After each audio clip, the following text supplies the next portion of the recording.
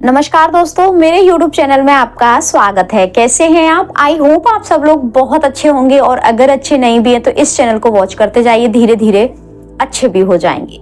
हाल ही में अहमदाबाद में जो प्लेन क्रैश हुआ है उसके बाद एक स्टोरी मेरे सामने आई। उस स्टोरी को अगर आप सुन लेंगे ना, वो सच्ची घटना है एकदम। बताया जा रहा है कि जो प्लेन क्रैश हुआ है उसमें एक परिवार जाने वाला था, लेकिन वह परिवार क्यों नहीं जा पाया, क्या कारण रहा, अगर यह बात आप पूरी जान लेंगे ना तो आपके रोंगटे खड़े हो जाएंगे। जो व्यक्ति भरोसा भी नहीं करता ना, चमत्कार होता है या फिर दिव्य शक्तियां होती हैं या फिर यूनिवर्स होता है, ब्रह्मांड होता है, जो बिल्कुल नास्तिक व्यक्ति है ना, वो भी ये स्टोरी सुनने के बाद एकदम उसको भी लगने लगेगा कि नहीं भाई, चमत्कार होते हैं।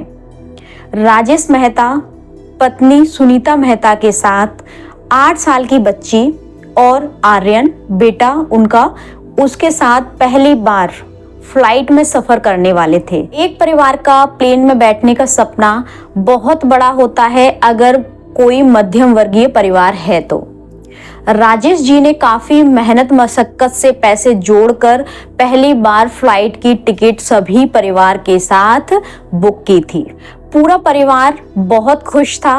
वो सभी सपरिवार घूमने के लिए लंदन जा रहे थे, लेकिन वो 8 साल की बच्ची, उसकी जिद थी कि मैं फ्लाइट में बैठने से पहले, लंदन जाने से पहले एक बार मंदिर जाकर आऊंगी, उसके बाद ही मैं घर से बाहर जाऊंगी। कहने का मतलब ये था कि फ्लाइट में जब उसको बैठना था उससे पहले उसकी ये जिद थी कि उसको मंदिर जाना है, हनुमान जी के दर्शन करने के बाद उसके बाद वो प्लेन में बैठ जाएगी, उसके बाद हम सब लोग चलेंगे। अब उनके पिता बिल्कुल नास्तिक, वो कह रहे थे कुछ नहीं होता, तुम्हें इस समय पढ़ाई पे ध्यान देना चाहिए और तुम इन सब चीजों में पड़ी रहती हो। बिटिया जो थी काव्या, वो हनुमान चालीसा की बुक रखती थी अपने पास और वो हनुमान चालीसा का पाठ करती थी। सोचिए 8 साल की बच्ची, उसकी यह जिद के आगे, उसकी इस जिद के आगे उसके पिता को भी झुकना पड़ा, क्योंकि कहीं ना कहीं उसकी आंखें नम थी और उसकी एक जो श्रद्धा थी वो अटूट थी। उसकी माँ ने उसके पिता से कहा कि बच्ची है, कोई बात नहीं है, हम होकर आते हैं, क्योंकि देखिए माँ की कहीं ना कहीं बहुत श्रद्धा थी ईश्वर के ऊपर। तो उसने कहा कि हम होकर आते हैं मंदिर और उसके बाद हम फ्लाइट पकड़ लेंगे, क्या ही प्रॉब्लम है, थोड़ा जल्दी निकल लेते हैं घर से। तो अब उनके पिता जो राजेश मेहता जी हैं वो बोलते हैं, मुझे नहीं मालूम, अगर फ्लाइट मिस हो गई तो फिर तुम लोग देख लेना। फिर उसकी माँ ने फिर से कहा कि कोई बात नहीं, अपन चलते हैं मंदिर, सब लोग दर्शन कर लेंगे और उसके बाद हम प्लेन में बैठ जाएंगे। अब क्या हुआ, जैसे तैसे वो घर से निकले और पिताजी का तो गुस्सा नाराजगी थी ही, लेकिन बेटे के और पत्नी के कहने पर उन्होंने काव्या की बात मान ली। अब बीच में ही एक छोटा सा मंदिर मिला उनको हनुमान जी का, तो वो सब परिवार नीचे उतर गए और जो राजेश जी थे वो बाहर खड़े हो गए। उसके बाद वो तीनों लोग, मतलब माँ, बेटी और बेटा, ये तीनों मंदिर के अंदर चले गए और बिटिया काव्या वहां पर बैठकर हनुमान चालीसा का पाठ पढ़ने लगी। पाठ पढ़ते पढ़ते थोड़ी सी देर हो गई, 2 मिनट 3 मिनट हो गए होंगे लगभग, उससे ज्यादा भी हो सकता है। पिता बाहर राजेश इंतजार कर रहे थे कि ये लोग कब निकलें और हम कब जल्दी से अपनी फ्लाइट पकड़े। इसी उधेड़-बुन में उनका टाइम निकलता जा रहा था। इतने में परिवार बाहर निकल के आया और उन्होंने वहां से अपनी गाड़ी में बैठकर रवाना हो लिए। रास्ते में मिला उन्हें भयंकर जाम। बारिश की वजह से जगह जगह पानी भरा हुआ था, उस चक्कर में बहुत ज्यादा उनको जाम मिलता गया और जब तक वो हवाई अड्डे पर पहुंचे तब तक प्लेन निकल चुकी थी। उनके पिता शुरू हो गए नाराज होना काव्या पर और कहने लगे, तुम्हारी वजह से ये सब कुछ हुआ है, तुम लोग मानते नहीं हो, सुनते नहीं हो। जनरली जो हमारे घरों में होता है, जो हमारे वरिष्ठ होते हैं, मुखिया होते हैं, पिताजी होते हैं, पापा होते हैं, वो जिस तरह से नाराज होते हैं वो भी होने लगे। लेकिन कहीं ना कहीं काव्या को ये लग रहा था कोई बात नहीं, अब गलती तो मुझसे हो गई है, मेरी वजह से हुआ है, लेकिन हनुमान जी जो करेंगे वो सब कुछ बहुत अच्छा होता है। उसके जो बच्चा बुद्धि थी उसके अंदर ये अटूट विश्वास था, भरोसा था कि हनुमान जी जो भी करेंगे वो अच्छा ही होता है। एक बार क्या हुआ था, ये श्रद्धा यूं ही नहीं आ गई थी। एक बार क्या हुआ था कि जब बिटिया 3 साल की थी तब वो बीमार होकर हॉस्पिटलाइज हो गई थी। उसकी माँ ने हनुमान जी से प्रेयर की थी कि मेरी बेटी जल्दी स्वस्थ हो जाए, अच्छी हो जाए। बिटिया की हालत थोड़ी ज्यादा नाजुक होगी और उस परिवार को ये लग रहा था कि हमारी बच्ची सकुशल हमें मिल जाए।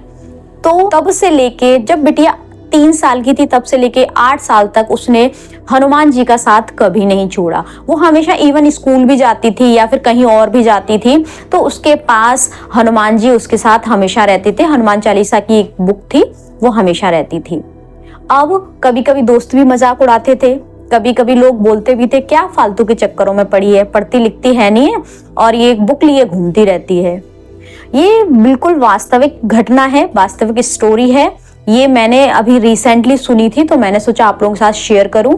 उसके बाद का हादसा क्या था ये हम सब जानते ही हैं। जैसे ही राजेश मेहता की फ्लाइट छूटी उसके विदिन 3 से 4 मिनट बाद ही सभी टेलीविजन पे खबर चलने लगी थी।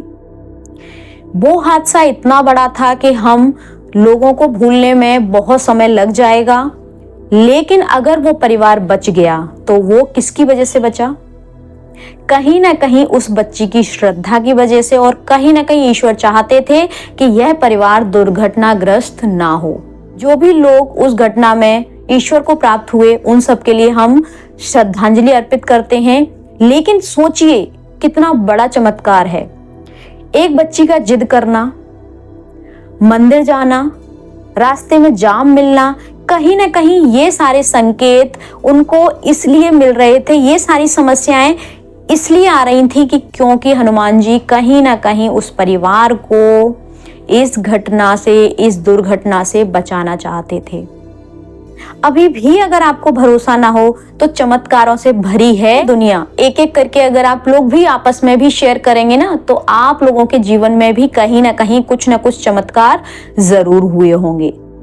अगर ऐसा ही चमत्कार आपके जीवन में भी हुआ है किसी भी चीज को लेके तो प्लीज कमेंट करके जरूर बताइएगा। कहीं ना कहीं इससे ना एक पॉजिटिविटी, एक ईश्वर के प्रति श्रद्धा हमारे भीतर, हमारे मन में, हमारे विचारों में बढ़ती जाती है। उसके बाद जब ये हादसा हो गया था उसके बाद उसके पिता बार बार आंखें नम करते हुए, रोते हुए पूरा परिवार एक दूसरे के गले मिल रहा था और कह रहे थे काव्या तुम्हारी वजह से, हनुमान जी की वजह से हमारी जान बच गई।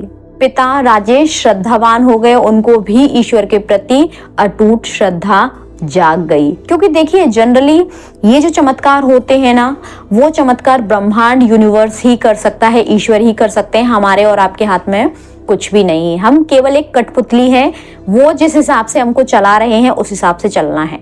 बस हमको अपने कर्मों का ध्यान रखना है कि हम किस तरह के कर्म कर रहे हैं। अपने कर्मों का ध्यान रखते हुए आपको कोई भी स्टेप अगर आप ले रहे हैं तो बस सबसे पहले हमको ध्यान रखना है कि हम कहीं कोई गलत कर्म तो नहीं बना रहे अपने लिए। क्योंकि देखिए बड़े बूढ़ों के मुंह से भी आपने सुना होगा कि जो हम करते हैं वो हमारे आगे आता है। तो इसीलिए ना हमेशा इस चीज का ध्यान रखें और ईश्वर के प्रति श्रद्धा बनाए रखें। मिलते हैं अगले वीडियो में, तब तक ध्यान रखिए अपने विचारों का, अपने कर्मों का और अपनी भावनाओं का। हंसते रहिए, मुस्कुराते रहिए और दूसरों को मुस्कुराने की वजह देते रहिए। Thank you, thanks for watching.